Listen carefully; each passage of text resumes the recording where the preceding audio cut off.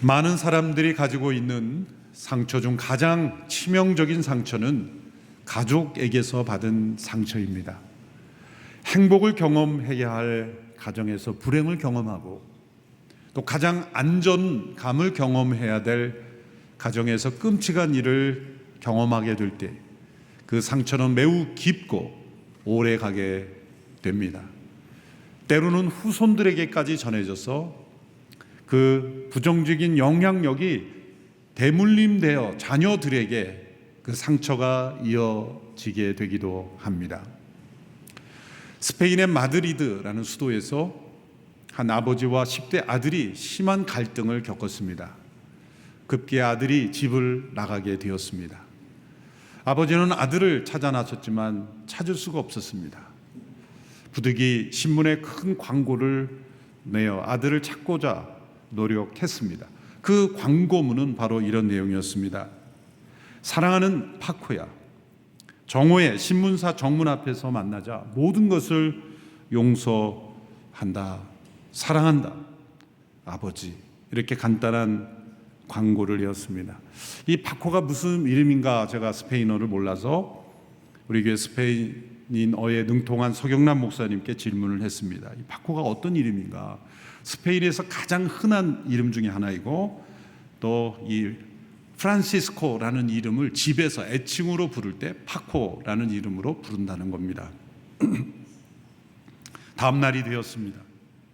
그 아버지가 말한 정오 신문사 앞에는 800명의 파코가 나타났다고 합니다. 많은 10대 아들들이 아버지의 용서와 사랑, 돌아오라는 부름을 기다리고 있었다는 것이죠. 상처 준 가족을 용서하고 회복한다는 것은 가장 쉬울 것 같지만 가장 어려운 일입니다. 그러나 그 일을 실천함으로 우리에게 예수님의 영의 이끌림을 받은 성도의 삶을 보여준 인물이 요셉입니다. 요셉은 성경의 인물 중에서 기적을 행한 적도 없고 또한 놀라운 예언의 통로가 된 적도 없습니다. 그러나 그는 예수님을 예표하는 인물입니다. 요셉이 예수님을 예표하는 중요한 역할은 그가 총리가 되었다는 것이 아닙니다. 자신을 죽이려 했고 또한 자신을 종으로 팔아넘긴 형들을 용서하는 이 모습, 이것이 장차 십자가에서 우리 모두를 용서하시고 대속물이 되심으로 우리와 하나님과 화목하게 하시는 화목제물 되시는 예수님의 사역을 예표하는 모습이기 때문입니다. 생각해 보십시오. 요셉의 가정에서 일어난 일은 끔찍한 일입니다. 형들이 동생을 죽이려 구덩이에 던져 넣었습니다. 이제 죽이지 않았지만 돈을 받고 이집트의 종으로 팔아넘겼습니다. 인신매매입니다. 이런 살인미수와 인신매매가 형제간에 이루어진 이 가정, 그로 인하여 한 아들을 잃어버린 아버지의 슬픔, 이 가정이 요셉의 가정이었습니다.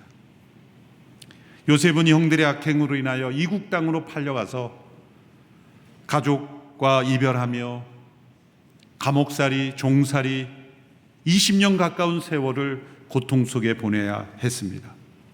하나님의 놀라운 은혜로 요셉이 이집트의 총리가 되었지만, 그래서 그의 인생에 어느 정도 위로는 되었을지 모르지만 형들에게서 받은 그 상처가 씻어지지는 않았습니다. 애굽의 총리가 되었을 때 그는 형들을 찾아 바로 복수할 수 있는 힘도 있었을 겁니다.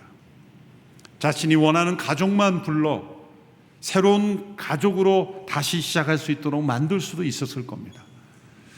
그러나 그의 삶은 멈춰 있었습니다.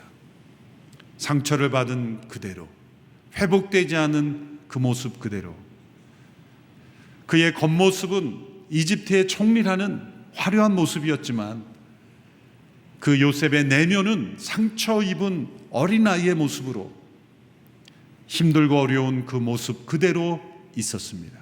바로 그때 요셉의 형들이 요셉을 찾아온 것입니다. 요셉인 줄 모르고 찾아온 것이죠. 단지 기근 때 양식을 얻기 위해서 아버지의 부름을 받아 이제 이집트에 양식을 구하러 찾아온 것입니다. 그때 요셉은 형들을 대면하며 그 어린 시절의 상처를 다시 꺼내야만 했습니다. 그리고 그 상처를 어떻게 하든 결정을 내려야 했습니다. 이 요셉이 경험한 이 상처, 그리고 그 상처를 대면하여 그가 용서를 선택한 이 모습은 바로 요셉의 생애의 클라이막스죠. 요셉의 생애의 클라이막스는 그가 이집트의 총리가 되었다는 것이 아닙니다. 세상적인 기준으로는 이 성공 미담, 성공 신화가 아마 큰 뉴스가 됐을 것입니다. 히브리의 노예 소년이 노예로 팔려와서 이집트의 총리가 되었다. 어떻게 그런 인생이 되었을까? 그것이 세상에서는 관심일 겁니다. 그러나 성경에서는 그가 총리가 되었다는 사실을 클라이막스로 보지 않습니다. 그가 총리가 되었다는 기록은 몇 구절로 간략하게 지나치듯 지나가 버립니다. 그러나 그가 형들을 대면하고 형들을 어떤 태도로 만나 용서에 이르게 되었는가, 그 여정은 아주 상세하게 기록하고 있습니다. 그가 총리가 되었을 때도 눈물을 흘렸을 겁니다. 그러나 성경에는 기록되지 않습니다. 그러나 형들을 만나 그 묵혀있던 그 상처의 감정이 터져 나오며 형들을 용서하는 그 눈물은 아주 상세하게, 그 감정의 기복까지 상세하게 설명하고 있습니다. 바로 이것이 우리가 주목해야 할 사건이라고 강조하고 있는 것입니다. 요셉의 용서가 우리에게 주는 가장 큰 도전은 무엇입니까? 그 대상이 바로 가족이었다는 것입니다. 바로 이 사건은 우리의 가족 속에 주어지는, 또 주고받은 상처가 예수 그리스도의 십자가의 용서로 그 상처가 치유되고 회복되어야 된다는 것을 우리에게 말씀하고 있습니다. 이것은 과거 요셉의 사건만이 아니라 우리의 사건이 되어야 한다는 것입니다. 요셉의 용서를 통해 우리가 배울 수 있는 상처 준 가족에 대한 용서의 원리는 무엇입니까? 첫째로, 이러한 용서는 서두르지 않고 천천히 이루어진다는 것입니다. 무슨 말입니까? 용서는 빨리 해야 되지 않습니까? 라고 말할 수 있을 겁니다. 그러나 손쉽게 이루어지는 용서는 없습니다. 하나님께서도 우리에게 그렇게 손쉽게 재빨리 용서를 요구하시는 분도 아닙니다. 때로 손쉽게 하는 즉각적인 용서는 외식일 경우가 많습니다. 고통을 대면하기 싫어서 그냥 없는 것처럼 여기는 그러한 덮어버리는 행동은 진정한 용서가 아니죠. 가족 간에 주고받은 깊은 상처에 대한 용서는 서두른다고 되어지지 않습니다. 도리어 천천히 충분한 시간을 두고 해야 합니다. 요셉의 용서는 즉각적이고 즉흥적인 용서가 아니었습니다. 45장의 오늘 본문만 보면 형들을 만난 즉시로 이루어진 것처럼 보이지만 요셉이 형들을 처음 만난 것은 42장부터입니다. 42장에 그가 형들을 만났을 때 모르는 척 했습니다. 자신을 감추었습니다. 형들을 만나자마자 내가 형들을 용서합니다, 그렇게 선언하지 않았죠. 도리어 형들을 시험했어요. 정탐꾼으로 몰아가며 시험했습니다. 또한 두 번째 방문할 때는 도둑으로 몰아가며 시험했어요. 적어도 수개월 이상 형들을 계속 시험했습니다. 왜 그랬을까요? 요셉에게는 시간이 필요했던 겁니다. 물론 지난 20년간도 그가 종으로 팔려간 그 순간부터 요셉은 형들을 미워하고 분노했을 겁니다. 그 마음에 상처가 쌓여갔을 겁니다. 억울한 일을 만날수록, 고통스러울수록 형들에 대한 미움과 분노가 커졌을 겁니다. 그러나 한편으로 하나님과 동행하는 요셉이 언젠가 하나님이 기회를 주신다면 이 형들을 내가 어떻게 만나야 될 것인가, 늘 그게 인생의 숙제였을 겁니다. 그런데 그런 때가 현실이 된 겁니다. 형들이 양식을 구하러 찾아온 것입니다. 자신에게는 이제 힘과 권력이 있습니다. 그 형들을 어떻게든 처리할 수 있는, 복수도 할 수 있는 그런 힘과 능력과 권세가 있습니다. 이제 선택권은 나에게 주어져 있습니다. 내가 어떻게 선택할 수 있을 것인가? 그러나 요셉에게는 시간이 필요했던 거예요. 그래서 형들을 정탐꾼으로 몰아가며 거리를 두며 시험했습니다. 자신에게도 시간이 필요했지만 또 형들이 과연 어떠한 마음의 상태인지를 확인해 보고 싶었을 것입니다. 그래서 그 형들이 자기네 가정의 이야기를 계속하게 하죠. 본인 이야기도 거기서 나오고 정탐꾼으로 몰아가며 이 형들이 어떤 태도로 지금 인생을 살아가고 있는지 요셉은 궁금했습니다. 두 번째 다시 양식을 구하러 찾아왔을 때 이제 베냐민 막내 동생을 데려왔습니다. 요셉은 그 베냐민의 가방에 자신의 은잔을 넣어 도둑으로 그렇게 누명을 씌웁니다. 요 베냐민을 잡아두고 싶어서이죠. 이제 형들은 억울했지만 변명할 길이 없었습니다. 그때 유다라는 형이 등장합니다. 그리고 베냐민 대신 자신이 이집트에 남아서 그 대가를 치르겠다라고 자청을 합니다. 대신 벌을 받겠다는 거죠. 아버지가 사랑하는 아들이니 아버지에게 상처를 주고 싶지 않다. 그의 형 또 다른 아들도 잃어버린 아버지가 베냐민이 잃어버린다면 큰 고통성이 있을 것이니 제발 내가 대신 벌을 받게 해달라. 그렇게 간청을 했습니다. 근데 여러분, 이 유다라는 형이 어떤 형이었습니까? 요셉으로 하여금 애굽으로 팔려가도록 제안한 인물입니다. 물론 죽이지 말고 종으로 팔자라고 그렇게 했지만 죽이지 말고 집으로 데려가자 했어야죠. 그런데 종으로 팔아버리자 한 바로 그 인물이 유다였습니다. 철없는 시절이었습니다. 그 이후로 유다는 어떤 상황인지 그 마음에 뉘우침이 있었을 것입니다. 그래서 이 베냐민에 대해서 이제 베냐민만큼은 잃어버려서는 안 된다는 마음속에 자신이 벌을 대신 받겠다고 이렇게 자청하고 있는 거죠. 바로 그 순간에 요셉은 바로 이때다. 바로 이때가 하나님께서 나에게 용서를 명하시는 때라고 분별을 한 겁니다. 그의 감정이 터져나오기 시작했습니다.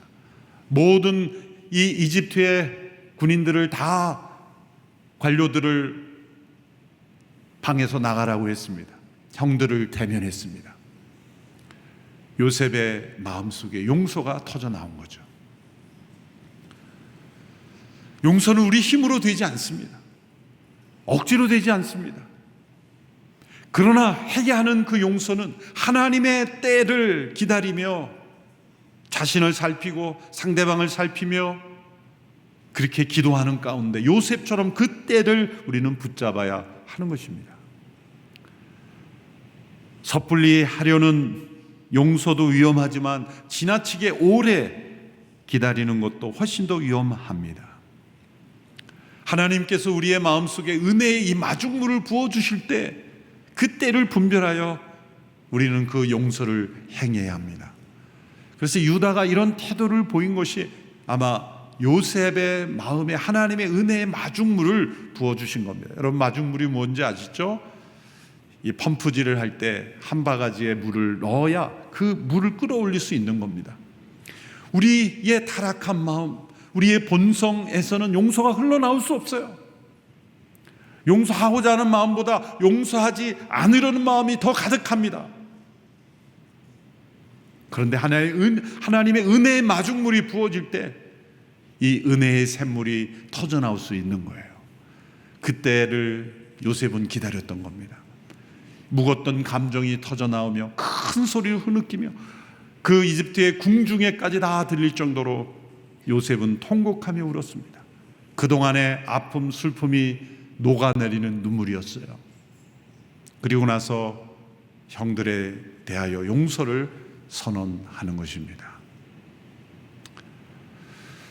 섣부르게 서두르며 용서하는 것도 위험하지만 너무 오래 이 때를 놓치는 것도 위험해요. 왜냐하면 처음에는 내가 분노하고 미워하는 감정을 품지만 오래되면 그게 나의 인격이 되고 나의 삶에 스며들고 그것이 나의 DNA가 되는 거예요. 우리의 자녀들에게까지 전달되는 거예요. 너무 늦지 않게 하나님이 그 때를 주시도록 우리는 기도하며 그때를 놓치지 말아야 합니다. 둘째로 용서는 의무가 아니라 선물입니다. 요셉은 의무감으로 용서한 것이 아닙니다. 결코 의무감으로 할 수 없는 것이 바로 용서입니다. 용서는 자기 자신에게, 무엇보다 자기 자신에게 가장 좋은 선물이 되는 것입니다. 형들로부터 이렇게 악행을 당하고 20여 년 동안 홀로 외롭게 살았을 동안 요셉이 얼마나 형들에 대한 미움과 분노가 일어났겠습니까? 그러나 물리적으로 복수를 행하지 못한다면 결국 그 미움과 분노는 어디에 있는 겁니까? 자기 자신의 생각, 영혼, 마음속에 깊이 갇혀 있는 겁니다. 우리가 누군가를 미워할수록, 분노할수록 가장 큰 해는 자기 자신이 받습니다. 가해자가 아니라 자기 자신이 받습니다. 내가 저주하고 미워하고 분노한다 한지라도 그 사람에게 주어지는 손해보다 나 자신의 영혼이 망가지고 나 자신의 인생이 무너지는 것을 요셉은 경험했을 거예요. 피해자 자신에게 줄 수 있는 최고의 선물, 그것이 바로 용서인 것이죠. 플러신 학교 교수였고 용서에 대한 여러 전문적인 책을 내신 루이스 스미디즈라는 분이 계십니다. 이분이 용서를 이렇게 정의했어요. 용서는 하나님께서 발명하신 선물이다. 하나님께서 용서하신다는 것은 하나님 당신 자신에 대한 치료책이기도 하다라고 말했습니다. 예를 들어 누가복음 15장에 집을 나간 탕자의 비유가 있습니다. 살아계신 아버지의 유산을 요구하여 집을 나간 둘째 아들. 당시 이분이 문화에서 아버지가 살아계신데 유산을 요구하여 집을 나간다는 것은 단지 돈의 문제가 아닙니다. 또 허랑방탕하게 산다는 그런 윤리적인 문제도 아닙니다. 가장 중요한 문제는 아버지를 죽은 자로 여기는 겁니다. 아버지에 대한 엄청난 상처를 입히는 겁니다. 집을 나간 아들로 인하여 아버지는 얼마나 마음이 아팠을까요? 얼마나 힘들었을까요? 얼마나 그 마음에 분노가 일어났을까요? 그런데 아버지는 그 아들을 변화시킬 수가 없습니다. 아들을 치유할 능력이 없습니다. 아버지가 할 수 있는 것은 뭘까요? 날마다 괴로움 속에, 고통 속에 살아가는 것일까요? 그 아버지 자신을 치유하기 위해 할 수 있는 유일한 것은 아들을 용서하는 거예요. 아들을 용서하는 것은 아버지 자신에 대한 치료책이자 선물인 것이에요.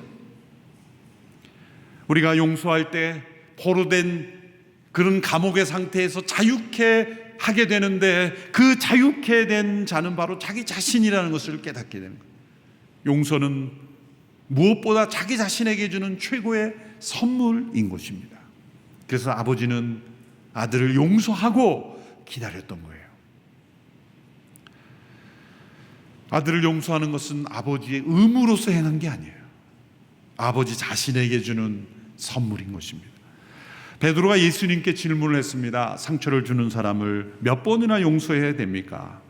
예수님은 70번씩 7번 용서해야 된다고 말씀하셨습니다. 그것은 무제한이다라고 말씀하신 거기도 하지만 의무감으로 행하는 것이 아니라는 걸 말씀하는 겁니다. 용서를 의무라고 생각한다면 몇 번 했는지를 기록할 겁니다. 그러나 그것이 선물임을 깨닫는다면 몇 번 용서해야 되는지 고민하는 일은 없어집니다.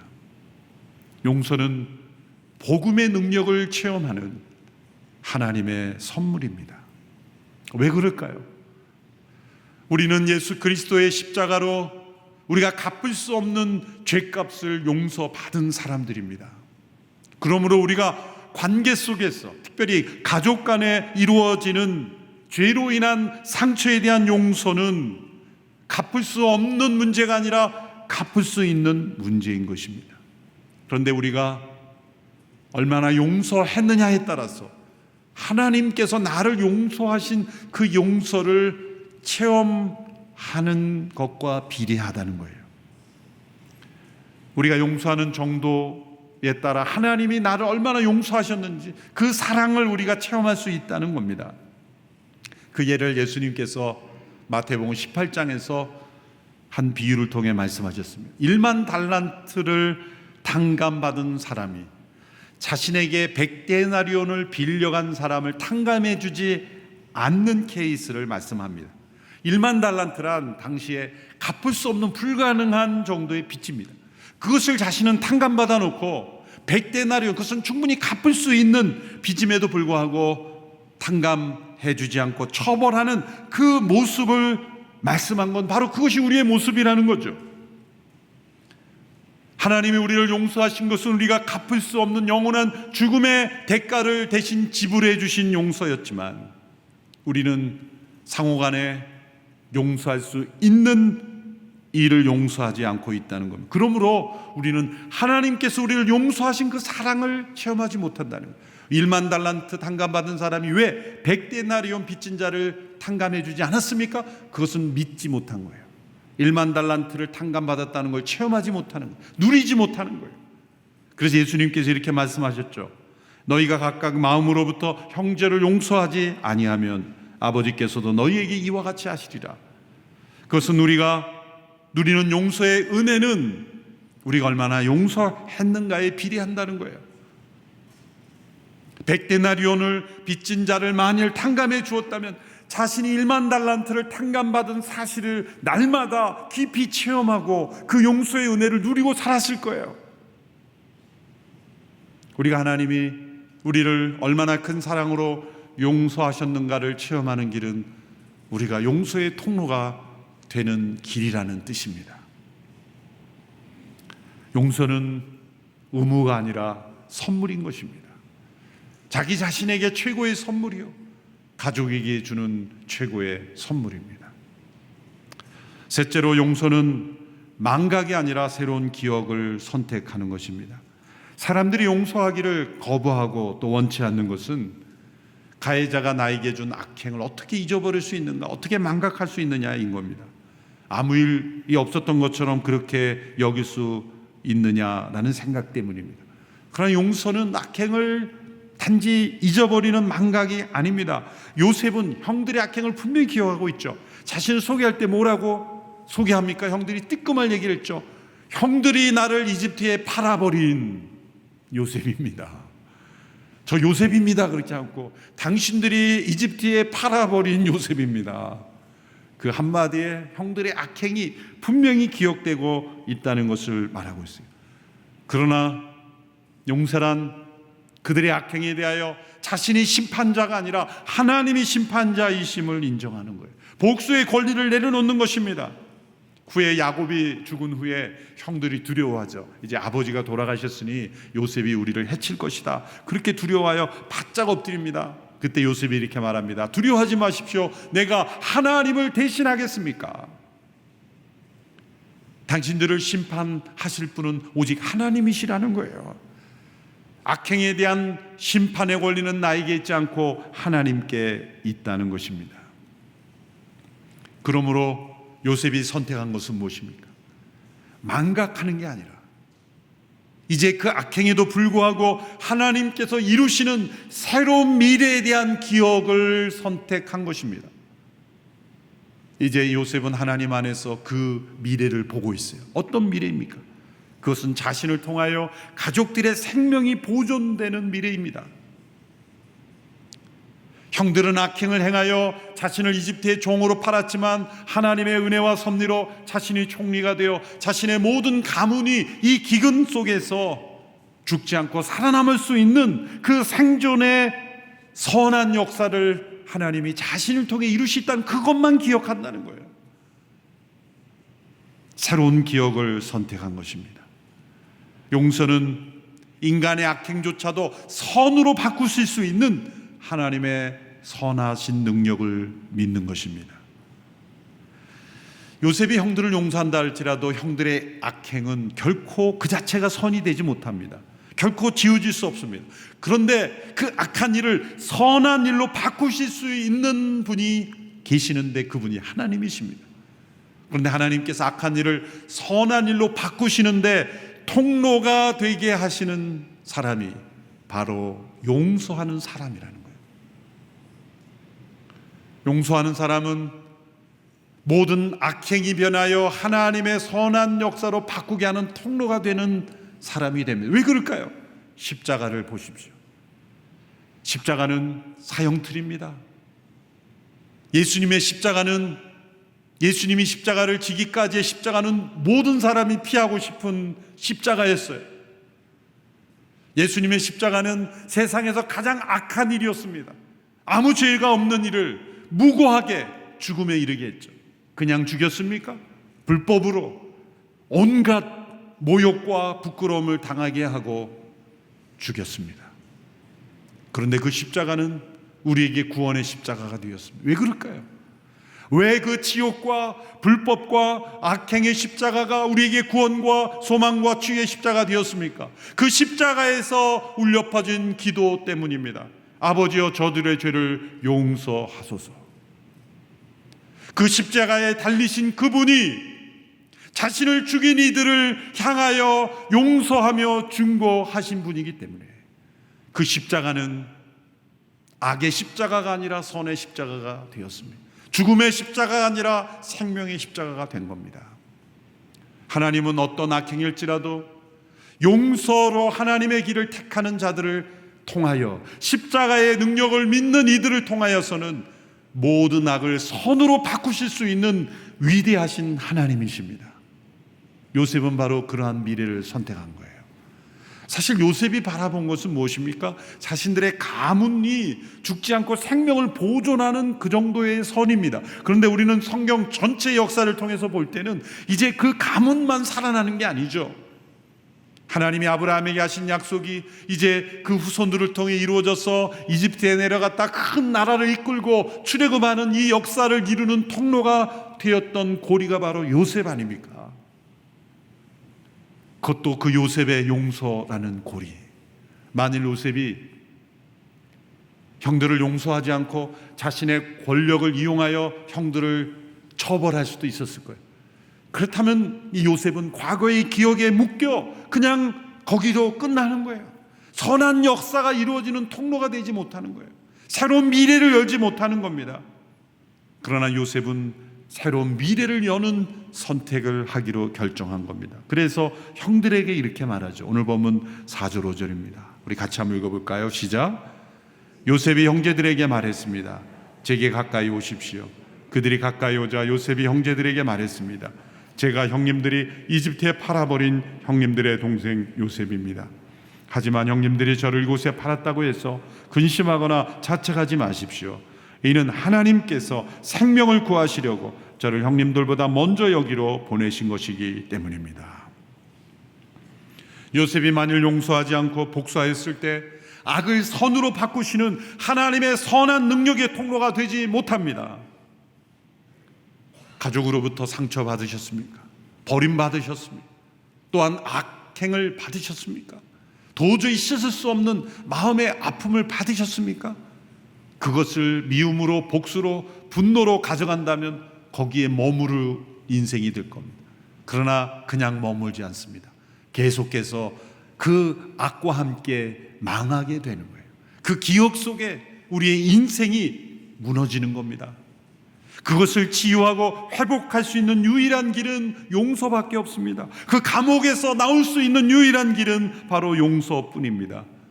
우리 힘으로는 되지 않지만 십자가에서 세상의 가장 큰 악행을 용서를 통해 선으로 바꾸신 예수 그리스도의 그 임재가 우리 안에 있기에 그 주님을 붙잡고 우리는 용서할 수 있습니다.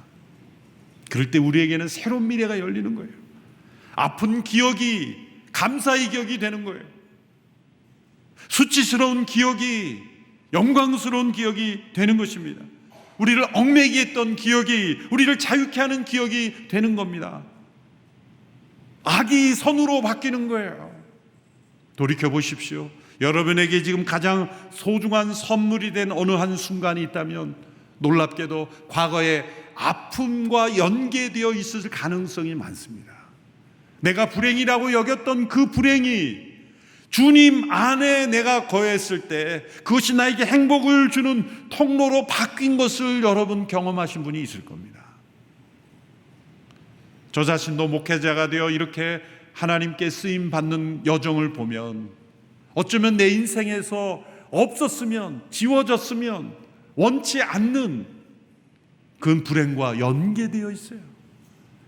원치 않는 고난이 하나님께 더 귀하게 쓰임 받을 수 있는 영광스러운 길로 바뀔 수 있다는 거예요. 그러나 그것은 인간의 지식과 경험으로 되는 것이 아니라 오직 십자가를 향하여 나갈 때, 그리스도의 십자가에서 이루어진 용서가 그 마음속에 흘러갈 때, 놀랍게도 우리에게 닥쳐왔던 모든 가족으로부터는 상처와 환경으로부터는 모든 어려움이 변하여 하나님의 선한 통로가 될 수 있다는 거예요. 그래서 우리의 상처를 가지고 예수 그리스도의 십자가로 나아가야 하는 것입니다. 용서는 고통을 망각하는 것이 아니라 새로운 기억을 선택하는 것입니다. 씻을 수 없고 씻어지지 않고 그리고 잊을 수 없는 과거의 상처가 우리의 용서를 통하여 새로운 기억으로 하나님의 선한 역사의 미래의 문을 열게 할 것입니다. 하나님과 함께 예수 그리스도 안에서 십자가를 붙들고 그런 미래의 새로운 기억을 창조해가는 저와 여러분이 되기를 주님의 은혜로 축복합니다. 기도하겠습니다. 이 시간 각자의 기도로 하나님 앞에 잠시 나가게 되기를 원합니다. 내 기억과 마음, 생각 속에, 감정 속에 묵혀두었던 가족으로부터 받은 상처가 있습니까? 누구에게도 말하고 싶지 않고 기억하고 싶지도 않았던 마음의 상처. 겉으로 볼 때는 아무 문제 없는 것처럼 보이는 가정일지라도 모든 가정에는 가족 간에 주고받은 상처가 있습니다. 때로는 대화조차도 하기 싫어 이제는 남남처럼 되어버린 이들도 있습니다. 그러나 하나님은 우리를 언젠가 요셉처럼 그 형들을 만나게 하십니다. 나에게 상처를 주었던 그들을 만나게 하실 때 나는 어떤 태도를 취할 것인가? 요셉처럼 악을 선으로 바꾸시는 이 하나님의 통로에 쓰임 받을 것인가? 아니면 계속해서 이 과거의 아픈 기억 속에 얽매여 사는 인생이 될 것인가? 그리고 그 아픈 기억을 자녀들에게 계속 대물림하는 인생이 될 것인가? 나의 선택에 달려 있습니다. 나의 능력으로 되지 않지만 내 안에 계신 예수 그리스도 십자가에서 용서하신 그 주님의 임재 가운데 그것은 가능함을 믿습니다. 복음을 믿습니다. 성령의 능력을 믿습니다. 주님 내 안에 용서의 능력을 부어 주시옵소서. 이 시간 우리 마음속 깊이 숨겨두었던 우리의 기억 속에 파묻혀 있던 아픈 상처를 주께 올려드리고 각자의 기도로 하나님 앞에 나가게 되기를 원합니다. 함께 기도하겠습니다. 하나님 아버지, 우리의 가정 속에 일어난 아픈 일들, 죄와 악으로 인하여 상처받은 가족들의 그 상처를 올려드립니다. 내 힘으로 감정으로 어떤 노력으로도 씻을 수 없는 이 과거의 기억을 우리 주님의 십자가 앞에 내어드립니다. 주님, 내 상한 심령을 고쳐주시옵소서.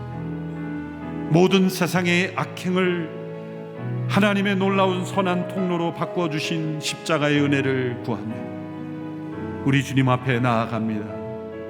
우리 성도들의 모든 가정 속에 있는 아픈 상처를 치유하여 주시고 어떠한 세상의 노력으로도 잊혀지지 않았던 그 마음의 깊은 상처를 주께서 어루만져 주셔서 우리 주님이 임재하심으로 이제는 요셉처럼 용서를 경험하게 하여 주시고 어두운 감옥에서 자유케 되게 하시고 이제 자신의 영혼에게 최고의 선물을 주게 하여 주시옵시고 하나님과 동행하며 새로운 미래를 열어갈 수 있는 귀한 가정 되게 하여 주시옵소서. 하나님 아버지, 요셉이 경험한 용서의 선물을 우리도 경험하게 되기를 원합니다. 모든 가정마다 가족으로부터 받은 상처 속에 어두운 기억 속에 묻혀진 감정 속에 고통스러워하고 있습니다. 우리의 발목을 잡고 미래를 예문을 열지 못하게 하고 있습니다. 우리의 자녀들에게 대물림되어 우리의 자녀들의 가정에 대한 올바른 꿈을 꾸지 못하게 하고 있습니다. 주님, 용서하여 주시옵소서. 우리의 가정을 치유하여 주시옵소서. 우리 아픈 기억을 고쳐 주시옵시고 십자가로 치유되게 하여 주옵소서. 십자가에서 그 고통 속에 용서를 통하여 하나님의 구원을 이루신 주님이 우리 안에 계시기에 이제 주와 함께 주의 손을 붙잡고 담대하게 나에게 상처를 준 가족에게 용서를 선포하게 하소서. 승리하게 하소서.